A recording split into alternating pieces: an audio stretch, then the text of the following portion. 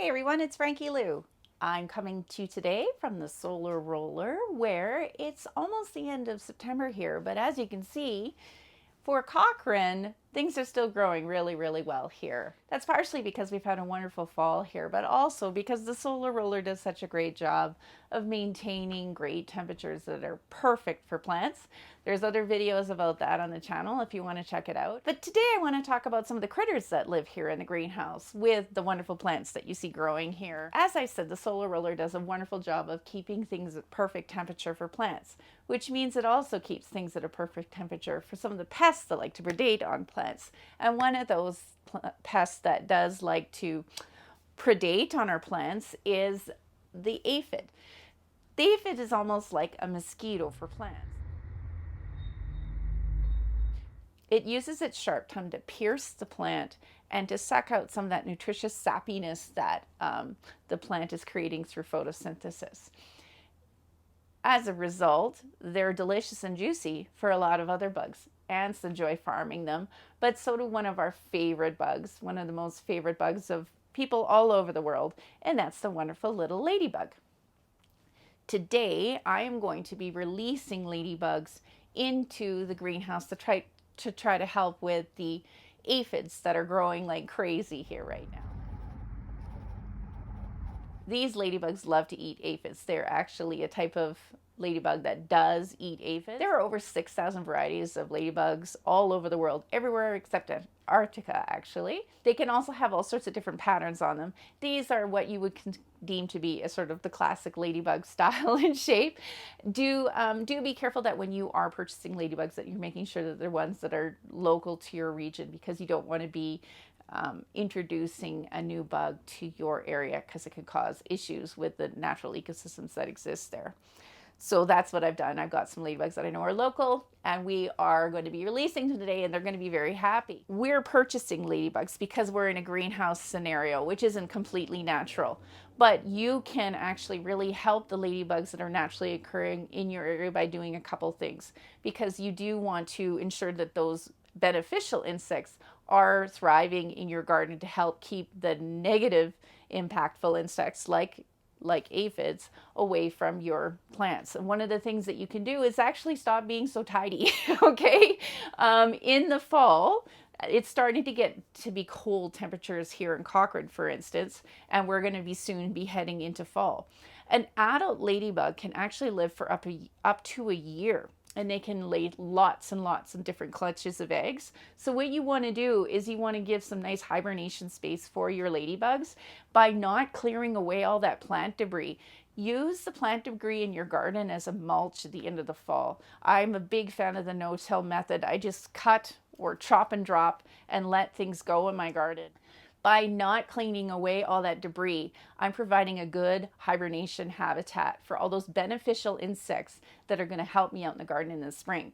And that's another thing. In the spring, I don't start poking around into my garden until well into the season. I have a 10 ladybug rule for myself. That's sort of when I've seen 10 ladybugs out and about and moving around, that's when I feel it's okay to start removing some of the dead plant matter from the top of my bed so I can start planting some seeds in my gardens, because I know that if I'm seeing ladybugs out and about, they have now made it to the point where they've used that plant matter as their hibernation area, and now I can use it as in my compost. Okay, that's one thing you can do as a gardener to help provide habitat for these beneficial insects. It's also good for the mason bees, it's also good for your bumblebees, and all sorts of wonderful things that you want in your garden. Now, for those of you who have actually purchased some ladybugs, here's a few tips to help you to keep them around long enough to actually start laying eggs and creating a good little system of ladybugs working in your area. First off, as I said, try to make sure you're buying from somewhere reputable that's using local varieties. Second of all, ladybugs can fly. They can fly amazing distances. There's been some studies that show that a ladybug can fly over 100 kilometers. That's incredible for such a tiny little thing. So what you want to do is you want to stop it from flying at least long enough to lay some eggs. There are a few things you can do to help that. They don't usually fly at night. So if you are purchasing your ladybugs, it's a good idea to release them at dusk, because there's a better chance that they're going to stick around and start munching away at night than immediately fly off during the day. They do not like to fly at night. So it's a good idea to do your release of your ladybugs at dusk or in the evening. Another thing is to take advantage of the habits of a ladybug. Ladybugs like to climb up in order to eat their prey. I often see people sort of just dumping their ladybugs at the top of the plant. Well, the ladybug is not as likely to climb downwards to eat their food. This plant is highly infested with aphids, so I am going to release ladybugs at the base of this plant, and then they'll climb up and start eating and be more likely to stay. Another thing that's going to help them to stay is a nice mist.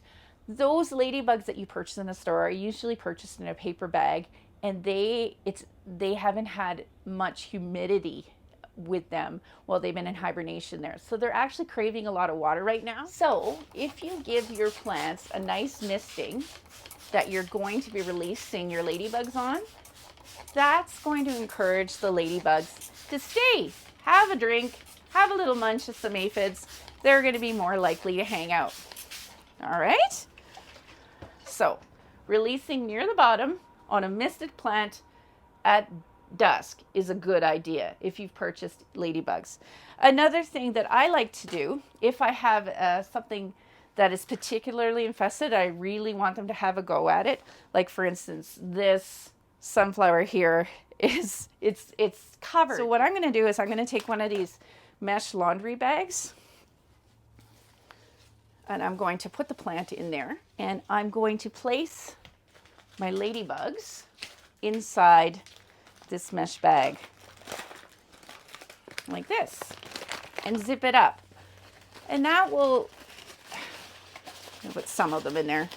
That way they'll drink the water off the plant and they'll start eating, and hopefully, because there's good airflow with these mesh bags, they'll survive and they'll mate and they'll start laying eggs. And that's what I'm looking for. These are going to work on the aphids that are in there, and they'll start laying eggs on the underside of the leaves, and then I'll let them out.